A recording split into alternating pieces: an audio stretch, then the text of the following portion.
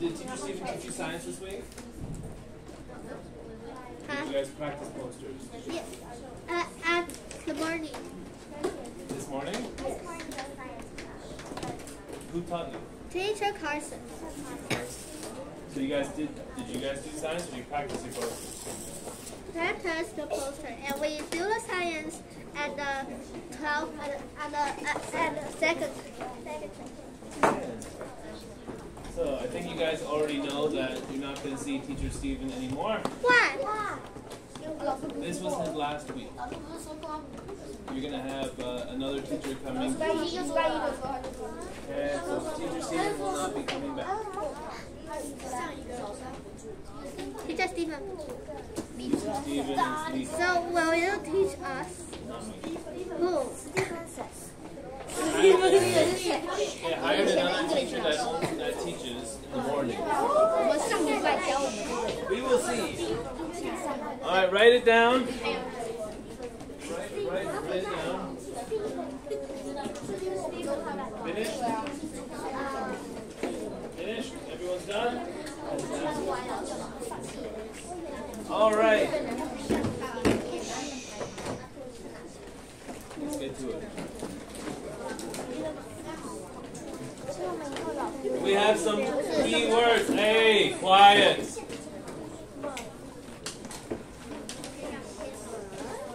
Can I erase? Yeah. Please erase. Who said no, no, no? Yo-yo. Okay. Well, then I'll just do keywords quickly.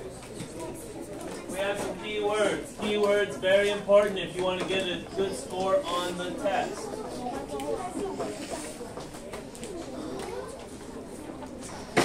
Keywords. Shh. Yes, Ashley. You can go to page 136. 136 to see the keywords. First word. Fuel. What's fuel? Fuel is something like gasoline. Fuel is gasoline. If you're talking about a car Yes. or a motorcycle. What about for people? What's fuel for people? Food. Water. Everything is different, right? For plants, they make their own fuel. Water and Photosynthesis, water and carbon dioxide and sunlight to create their own sugars to feed themselves. Okay, this is fuel. When we usually when we talk about fuel, we talk about gasoline, diesel, things for vehicles. Okay. In this story, in these articles talking about the inventors, we're going to talk about fuel as in gasoline for the car. Next one is one that you guys should know very well. Flashlight. Some of you might be scared of the dark and use a flashlight to get to the bathroom at night. You probably. Okay. Flashlights are an amazing invention. Do you guys know what we used before flashlights? Candles, lanterns with a little candle inside, or some whale blubber, and your toilet was outside. So you would have to, at night you want to go to the bathroom, you have to walk outside with your little lantern to find the bathroom. Why does the bathroom is not enough? Because there was no indoor plumbing a long, long time ago. There was no bathroom inside, or you'd poop inside of a big bucket and then go throw it outside. Oh my gosh. Yeah, that's history.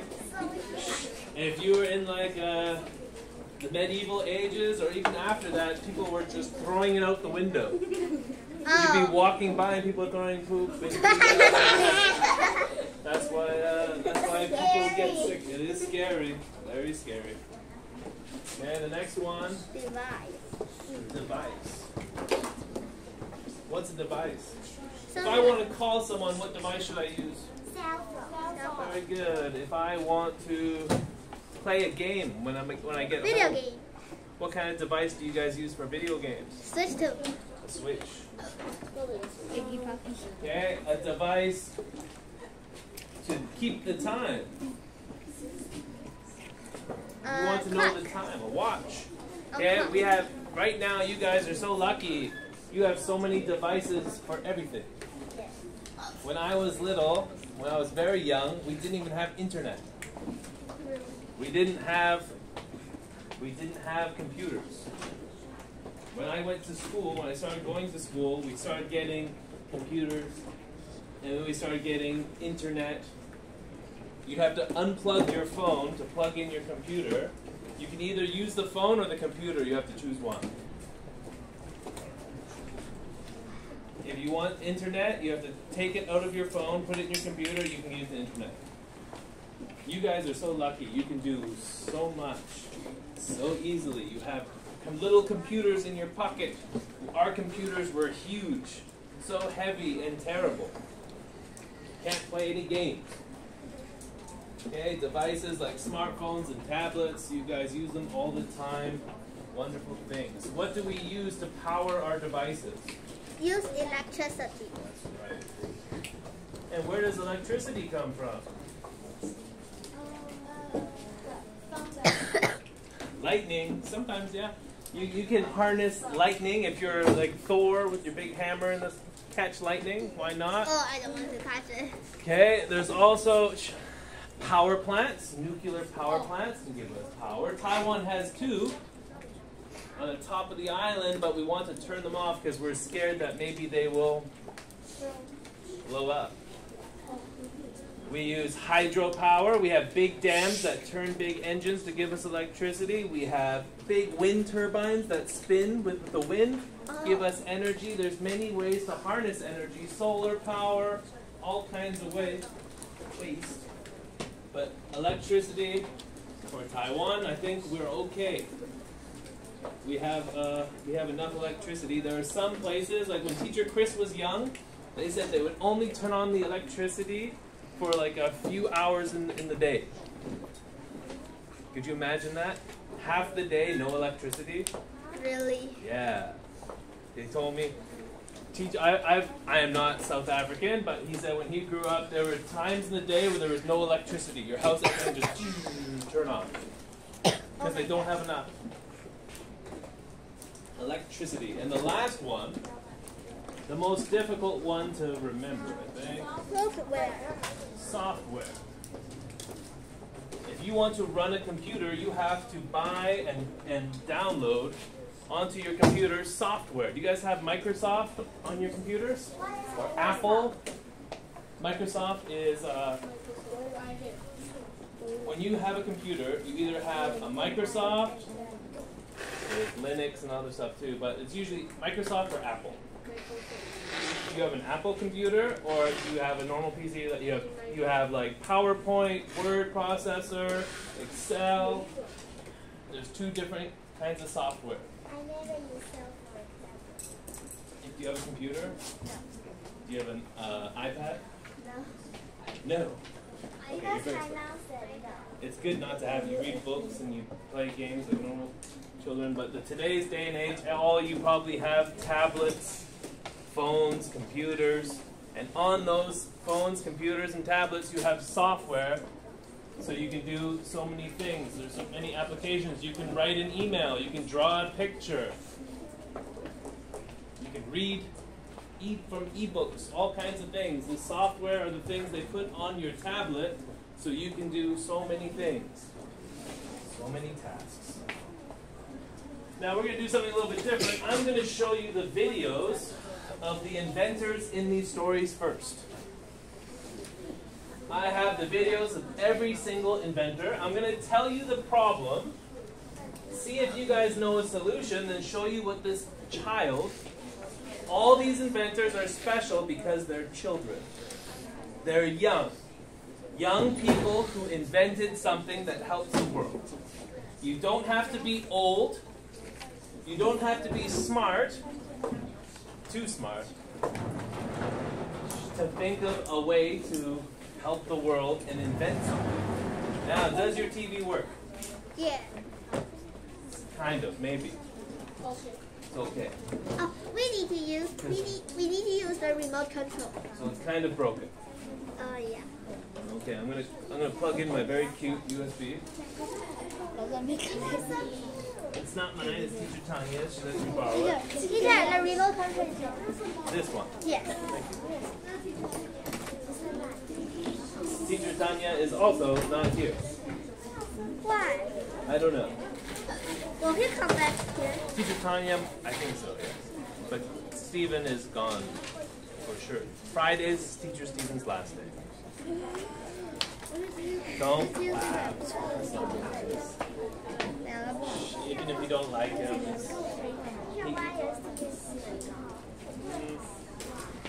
just wants to teach somewhere else. Teacher. Ah, it's ready. So, the Teacher, first you inventor. didn't. Now, the first inventor I'm going to talk about is plastic. It's about plastic. We have so much waste when it comes to plastic. The ocean is full of little microplastics. Plastic bottles floating in the rivers, even in Taiwan. When you go to the park, you see people throw plastic in the water, right? Yeah. What do? What can we do with all this plastic? The world creates so much plastic. Every time you walk into a 7-Eleven, even at school, you have plastic bags for your oranges, plastic wrapping on your books. Everything has plastic. When you get a cup of coffee at Starbucks, or mommy and daddy, you guys know those paper cups have plastic inside the cup? Yes. Yeah? Plastic is everywhere. We use it for everything. Pens. Okay, there's even probably some plastic on you. Your buttons for your shirt. Everywhere. And there's this young girl found a way to use plastic.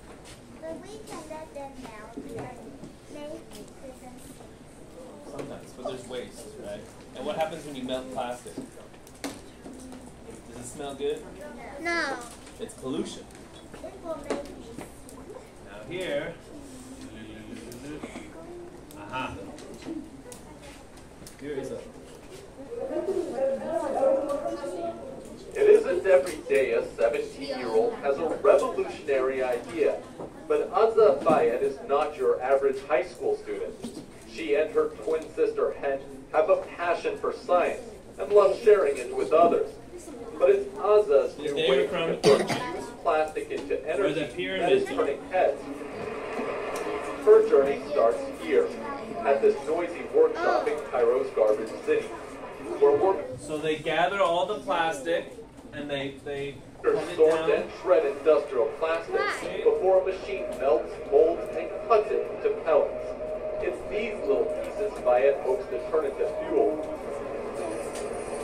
But she couldn't do it alone. It's not easy here in Egypt for a high school student to access a research institute. You should just at least be a master's student or PhD student to have this access.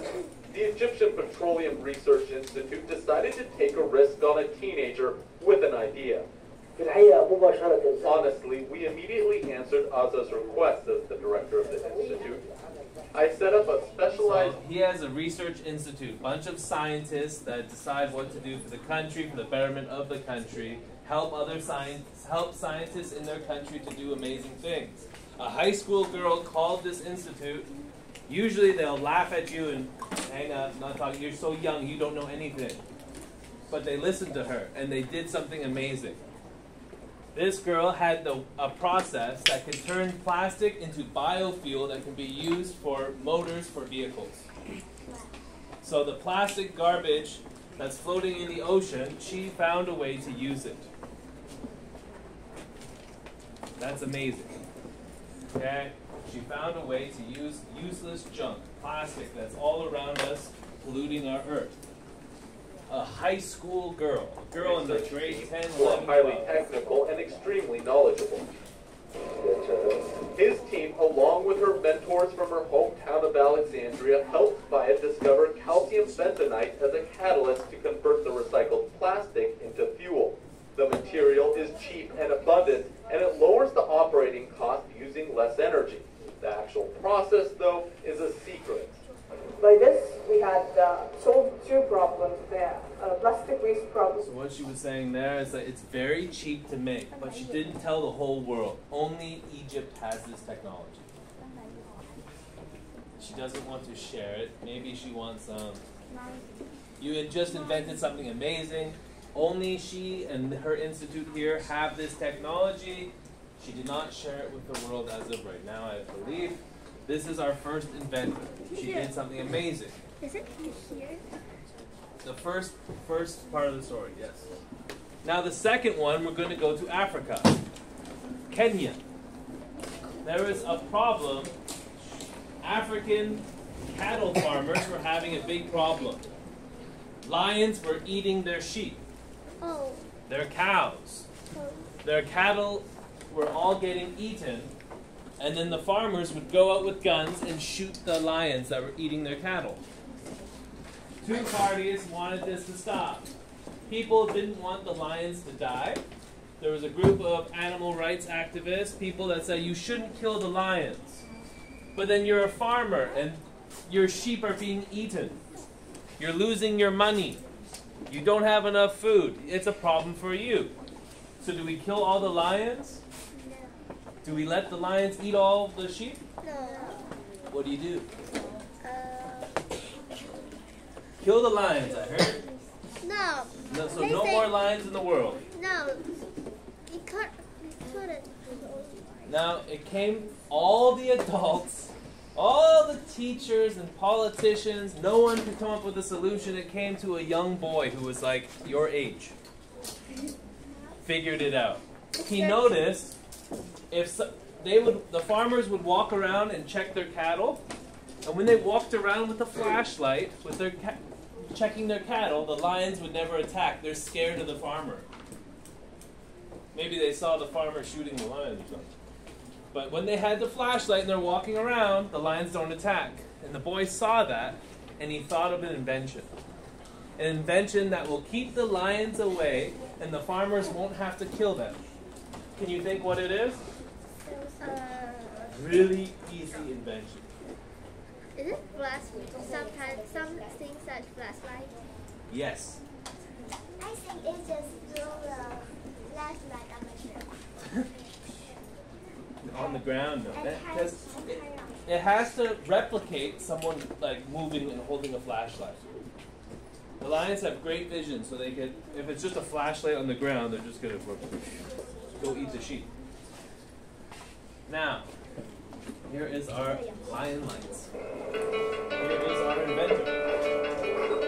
He's older now, but he was 12 years old. My name is Richard Turere. I'm 17 years old. I was born here in Kisengela and raised there. So you can see it's a very poor country. He's wearing a shirt that was probably given to him. We always donate things to Africa. He was 12 years old when he came up with this invention. He's very tall. When I was growing up, I hated lions, and everyone in this community was brought up. When a child was born in this community, you would be told that a lion is an enemy of society or something. And at the age of 9, I started looking after my father's cows. I had challenges with the lions coming into our home during the night to attack our father's cows. Like when he grew up in the farming community. They said lions are the enemy. We need to kill all the lions. And the boy said, yeah, we had problems. The lions would eat our cows, and we can't do anything because they're so big and strong. All we can do is get a gun and shoot the lion. In a week, the lions would attack like three times, and this was only at night. So it was my responsibility to look after my father's cows and keep them safe. So I just made something that actually flashes around in a way that I can mimic the lions that I'm walking around when I'm not. So that's when I came up with the lion lights. Wow. Really simple. On top of it, you have the solar panel that charges this battery here, and then you see the lights are flashing outside because that's where the lions come from. So this is his mother talking about they had no solution for this problem. They had this problem for years and years and years. No one came up with a solution. The boy noticed, when I'm out there with my flashlight, they don't attack. And the lions would attack 3 times a week. 3 cows or more would be gone every week from these lions. he made a little fence with wire, and he connected lights. And with the wind and everything, the lights would move. So the lions would think that there are people holding flashlights standing there, moving the flashlights. And he created these. He called it the lion lights. And after he did that, the lions stopped attacking. It was a very simple idea. Yes? If the lion knows it, Lions are smart. Yes, but after they did this, because the lions have other food options. The lions can go hunt for food. They were going here because it was easy. Because just cows laying on the ground doing nothing. No one protecting them. They just go eat it. Okay? They would just jump over a fence, eat it, and jump out. Thank you for giving me a free food, like my free meal. Okay? So nobody had a solution. A 12-year-old boy said, let's put lights on the fence. Everyone else's farm is having problems. Your farm is perfectly fine. Then all the other farmers came to them and they helped them. You can see he has a nice gold necklace. He probably made a little bit of money for his amazing invention. Pretty cool. I don't think there's anything in here. Now they have beautiful cows, healthy and perfect. Now the third problem. Do you guys ever run out of battery on your iPhones, iPads? yes. And then you don't have your charger? Yeah, right? You forget your charger, your battery's zero, you want to play your Roblox or whatever you play. Eggy party. Eggy Party, okay, Hello Kitty, Wonderland, whatever it is. Minecraft, whatever it is. There's a boy in the Philippines. You guys know where the Philippines is? Yes. A boy in the Philippines figured out something amazing. How to charge your phone without a charge. You don't need a charger to plug in and get electricity. You can make your own electricity. Wow. Now, to make electricity, you need energy. Right now, I am making energy as we speak. Do you see what I'm doing?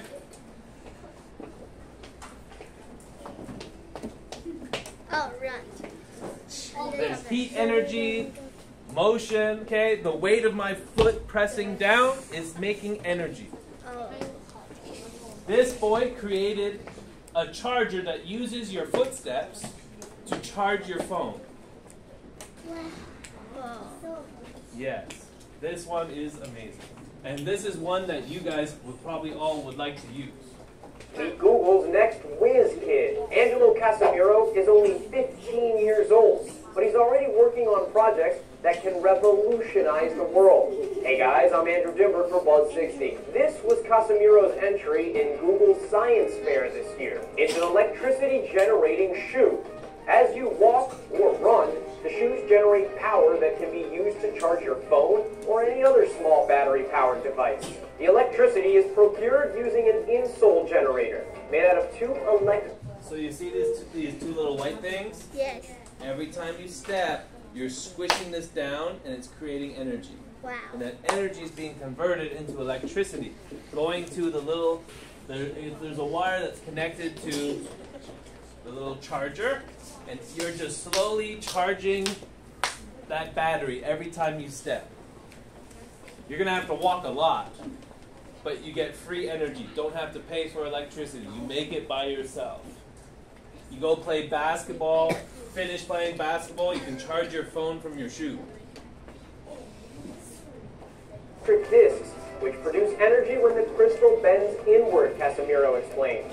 But wait, there's more. He wants to try and plant GPS-mounted chips in the shoes, which would be powered by walking and running. If hikers get lost, they would press a button and people could pinpoint their location. This is only the start for Casimiro. Right now, his tests can only charge a phone for around 10 minutes after playing about 2 hours of basketball. Still, he's only 15. So with the one he made right now, if you are walking for 2 hours, you can charge your phone for 10 minutes. But 10 minutes, you can get like 50% of a battery, so that's pretty good. Okay? Do you think that's a pretty amazing invention? Yes. Yeah? Now I'm going to tell you one that saved many lives in India. You guys know what vaccinations are? Yeah. Oh. Okay, vaccines. You guys know when they bring the vaccines, it has to stay a certain temperature. It has to stay cold, right? Yeah.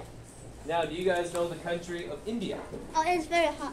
Very hot, very poor. Yes. The rich people are extremely rich. The poor people don't have a house, don't have clothes, don't have a bicycle. They live on the street. They're poor. You've never seen poor like in Africa and India, I would say. Okay, in India, they're extremely poor. Many places don't even know what electricity is, never seen a TV in their life, never seen a cell phone in their lives. Now, when you want to bring vaccines to the place that doesn't have electricity, how are you going to keep it cold? If I want to vaccinate someone, once the vaccine gets too hot, it's garbage.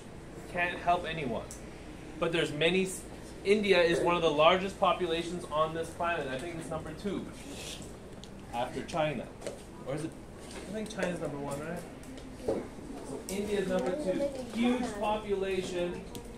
And there's millions and millions of people who cannot get vaccines because it's too hot. There's no electricity in these areas. We can't keep it cold enough. And a young boy came up with a solution that saved millions of lives. And I'm not quite sure the science is right. We're excited to see. Saving lives. Very short video. I'm Eric Ganeshan, I'm 15 years old, and I invented the Vaxwagon. That's his invention, I'm a right? typical high school student, and I'm a first-generation American. I was born in India, and when I was an infant, my grandparents had to carry me 10 miles to a remote clinic in southern India in order to get me vaccinated. Did you hear that? He grew up extremely poor. His parents had to carry him as a baby for 10 miles. Walk for 10 miles to get him vaccinated because they couldn't bring the vaccine to him because it couldn't stay cold long enough. So he had to walk to the city, 10 miles holding a baby, walking in the sun, in the heat, to go get vaccinated, and 10 miles walking back. Oh my gosh. Okay, it's very far. And because I guess he learned this story when he grew up, and he saw other people had to do it. He wanted to save Unfortunately, people. when we got there, the vaccines weren't viable due to a lack of refrigeration as well as high temperatures. There are an estimated 1.5 million children that die annually. There we go. 50% of all vaccines will spoil before they can be used. It means they get too hot. They can't be used to save anyone's lives anymore. Vaccines must be stored between 2 to 8 degrees Celsius. 1.5 million children die each year because they can't get a vaccine. Oh my gosh. Because they live in places where we can't get it to them before it spoils. Oh. Even if you bring a spoiled one, you inject someone, it does nothing. It has to be within this temperature, and some of these countries are extremely hot, so it doesn't happen. From a lack of safe and effective vaccines, I was shocked to see that this is still a problem today, and I made an amazing discovery. You don't need any ice or any electricity to transport vaccines to remote locations and still provide active refrigeration. The idea behind Vaxwagon. The research and development process took about 8 months, and it took me around a year to achieve a working prototype. I really think that it's important for kids to get involved in science because it allows them the chance to explore the world around them and help those who are less fortunate than they are. To me, Vaxwagon is a success, even if it saves one life. So this boy created, I think you guys saw the little capsule there. The research and development process took about 8 months. And it took me around a year to achieve Show me the bottle. 6.5 million children that die annually. I was shocked to see that this is still a problem today. And I made an enabling instruction site for any electricity to Show me the bottle. location. Thank you. Okay, right here, this is this vaccine right here. Fake vaccine. It's just a bottle of water. He has this thermos container, and he has a special coating around it to make sure the outside temperature doesn't affect the inside temperature. When he's riding his bike, he's creating energy to counter the heat energy that's trying to get to the bottle. Just riding his bike and all the bouncing and movement of his bike is creating an energy to help keep this cool. He doesn't need electricity, you don't need a battery from anything. It's just this container, your bicycle, and his invention. And because of this, perhaps those millions of children that die because they don't have a vaccine can now be saved. Amazing? Amazing. Amazing. Now the next one is not the most exciting one. I'll give you guys a choice since we're only going to see one. There's a girl in India who uses corn cobs. You guys know when you finish eating the corn, you have the leftover cob? Yes. In India, drinking water is a big problem. They don't have clean drinking water. If you go to India, go to a restaurant, you drink the water, you're going to be in the bathroom for an hour. Oh my god. Going poo-poo because the water is very dirty. But she found a way to use corn, cobs of corn, to clean the water so they can drink clean water and not get sick. Or there's a boy who makes artificial hands. I want to Artificial hands? Yes. I want to. Or dirty water? Dirty water. Dirty water. Dirty water? The head. Dirty. I'm going to tell you, dirty water. She's Indian. Her accent's very thick. It's very hard to understand. Oh. So I'm going to veto and say robot hand. It's really hard to listen to the Indian girl. She's from India. Have you ever spoken to someone from India? They're very fast and they have a very strong accent. So not all of them. Just ones that are very. All right. This is one. What a beautiful hand. Ladies and gentlemen, Easton LaChapelle. I'm here because I want to do something big. I ask myself now, how do I do that? I remember him when he was in 7th grade. He walked into class and Yanning sat down and said, "I am so excited to do this lab. I've been thinking about it all morning. I just can't wait." And I was like, "Is he kidding?" When I was at the State Science Fair in Colorado, I met this 7-year-old girl, and I realized that she had a prosthetic limb.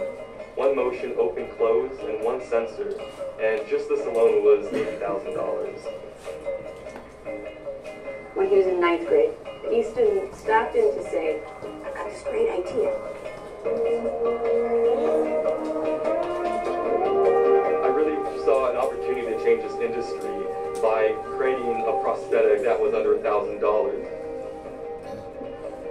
Now, being 14, I really had no idea on how to even dive into this.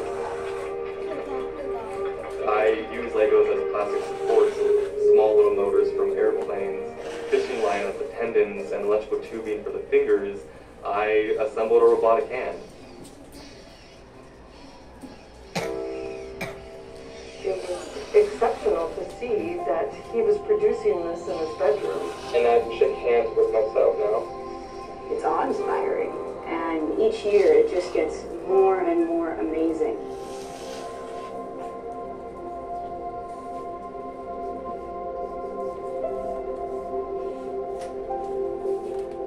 And, when I think he just turned 19 years old, in November, it's hard for me to fathom what's next.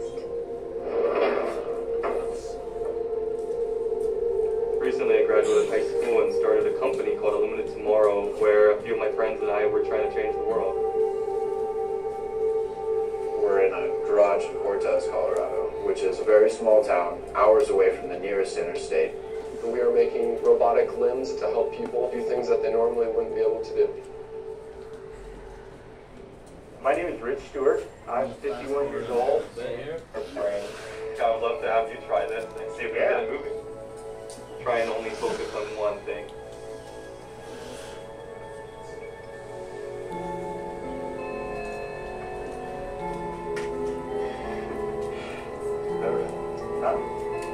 It's a big deal for me. It could mean confidence. It could mean more ability. So I don't know if you noticed. This is a boy who fell in love with science. Do you guys know what a prosthetic is? If your arm's cut off, you have to buy a very expensive hand. She said just a hand that can open and closes costs this much money. Just to open and close. If your mommy and daddy can't afford it, you just have nothing. Just your missing arm. This boy said that's not okay. He wanted to solve this problem so when children are missing their arm, their mommy and daddy can buy a very cheap hand. That hand you just saw, he can make those hands for like 3,000, 6,000 NT. Wow. He can make it way cheaper. Okay? So he found a way to make prosthetics very cheap so anyone missing an arm or a limb can get their limb back. So we are finished for today. I hope you enjoyed watching some videos. I don't think I'm going to see you next week. I think you have a new teacher by then. So goodbye 502.